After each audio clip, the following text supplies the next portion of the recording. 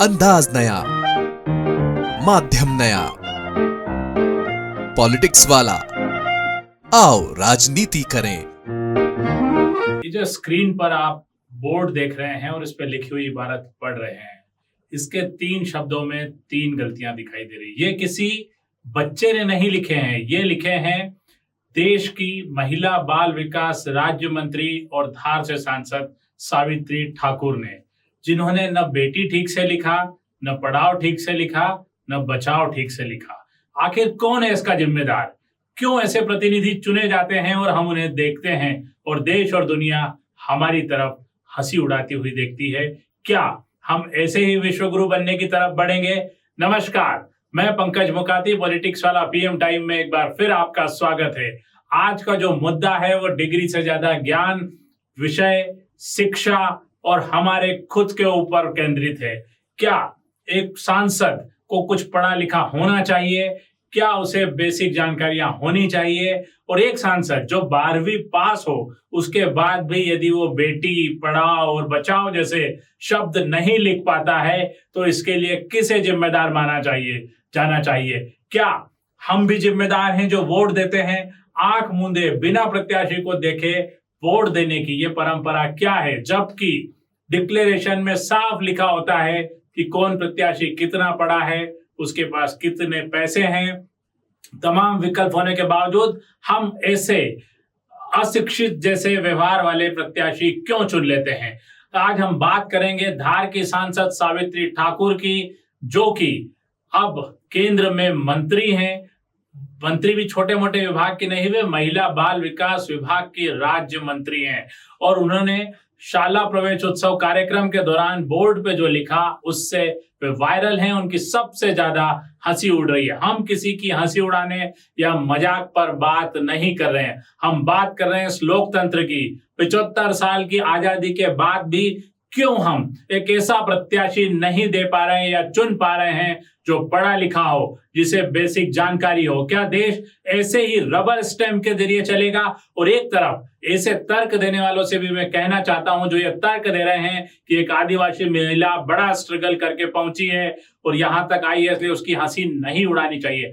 हंसी हम कतई नहीं उड़ा रहे हैं, हम बात कर रहे हैं उस व्यवस्था की जिसमें एक आदिवासी महिला को लगातार पढ़ने के अवसर मिले, आगे बढ़ने के अवसर मिले। और सावित्री ठाकुर कोई पहली बार चुनकर नहीं आई हैं, वे 2003 से राजनीति में हैं, पंचायत में चुनी गई, उसके बाद 2014 में सांसद रही और अब दूसरी बार सांसद बनकर आई है। ऐसे में उनकी शिक्षा पर जरूर बात होनी चाहिए और उनके डिक्लेरेशन में साफ लिखा हुआ है कि वे 12वीं पास हैं। तो क्या इस देश में 12वीं पास की कोई वो वैल्यू नहीं है? क्या 12वीं पास होना एक मजाक है? क्या ये शिक्षा व्यवस्था पर एक चोट नहीं है? क्या 12वीं पास व्यक्ति इतना भी नहीं लिख पाता है? ऐसे तमाम सवाल पूरी सोसाइटी और समाज पर खड़े होते हैं। इनका बचाव करने वालों को केवल एक सावित्री ठाकुर को नहीं देखना चाहिए, पूरे सिस्टम को समझना होगा। इस समय चुनी हुई लोकसभा में 105 ऐसे सांसद हैं जिनकी शिक्षा 5वीं से 12वीं के बीच है।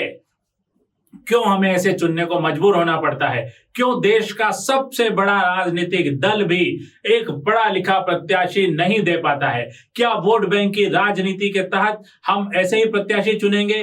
क्या जनता जिसके पास तमाम विकल्प मौजूद हो वो इस तरह के प्रत्याशी चुनेगी? धार के सांसद के जरिए हमें पूरे सिस्टम को समझना होगा। नो योर कैंडिडेट जैसे जो अभियान चुनाव आयोग चलाता है, उसका क्या असर पड़ रहा है? क्या जनता सिर्फ और सिर्फ चेहरा, प्रधानमंत्री पद का चेहरा और किसी राजनीतिक दल के निशान को देखकर ही वोट देगी, या वो जिसे चुन रही है उसके बारे में भी कोई जानकारी रखेगी? हम धार सीट की ही बात करें तो सावित्री ठाकुर के सामने राधेश्याम मोवेल कांग्रेस के प्रत्याशी चुनाव लड़ रहे थे और सावित्री ठाकुर ने यदि डिक्लेरेशन में 12वीं पास बताया है खुद को, तो इसकी तुलना में राधेश्याम मोवेल ने संस्कृत में मास्टर डिग्री की है।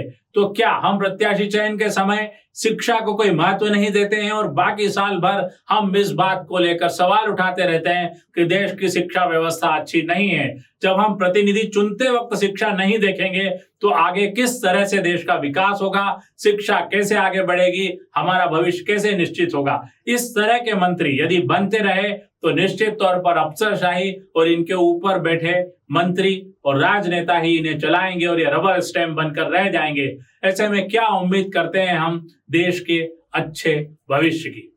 इस सब के लिए सबसे बड़ा दोषी मतदाता खुद है। हम सावित्री ठाकुर का बिल्कुल मजाक नहीं उड़ा रहे हैं, उनकी मेहनत को पूरी तरह से मान रहे हैं, लेकिन मतदाता ने चुनना किससे है ये उसे देखना चाहिए। राजनीतिक दल किससे टिकट दे रहे हैं इस बात को उनको भी देखना चाहिए। और सबसे बड़ी बात, हमारी शिक्षा प्रणाली क्या ऐसी ही बनी रहेगी?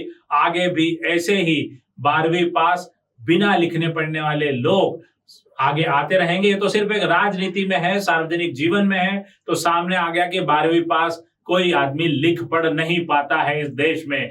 ऐसे में ये सवाल निश्चित है कि क्या बाकी भी 12वीं पास इसी तरह के होंगे, अलग अलग फील्ड में काम करने वाले?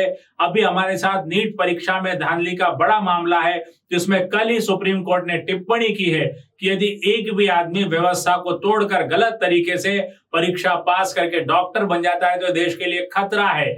यहाँ पर हजारों लाखों लोग मैट्रिक और हायर सेकेंडरी की परीक्षाएं पास इसी तरीके से कर रहे हैं और जिसके परिणाम हम सामने देख रहे हैं। ऐसे में हमारी शिक्षा प्रणाली पर फिर से दुरुस्त करने की जरूरत है। एक बड़ा सवाल ये भी है कि मध्य प्रदेश सहित देश के तमाम राज्यों में आजादी के बाद से ही आदिवासी इलाकों में लाखों करोड़ों अरबों रुपया पानी की तरह बहाया गया है आदिवासियों की शिक्षा और प्रचार प्रसार और उनकी सुविधाओं के लिए। ये भी बड़ा सवाल है कि वो पैसा आखिर कहाँ गया?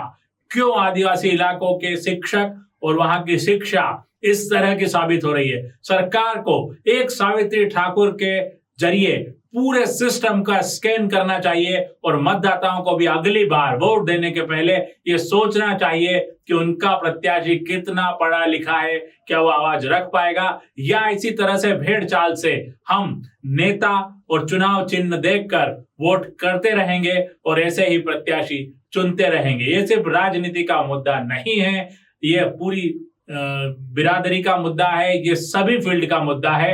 और क्या हम ऐसे ही विश्व गुरु बनेंगे? आप सोचिए, सावित्री ठाकुर की खबर दुनिया भर में फैलेगी तो तब हम क्या कहेंगे कि हमारे यहाँ का हायर सेकेंडरी या व्यक्ति इस तरह की शिक्षा हासिल करता है। आज के लिए इतना ही, अगली बार फिर एक नए विषय के साथ आपसे रूबरू होंगे। धन्यवाद, शुक्रिया। हमारे चैनल को लाइक और सब्सक्राइब करना न भूलें।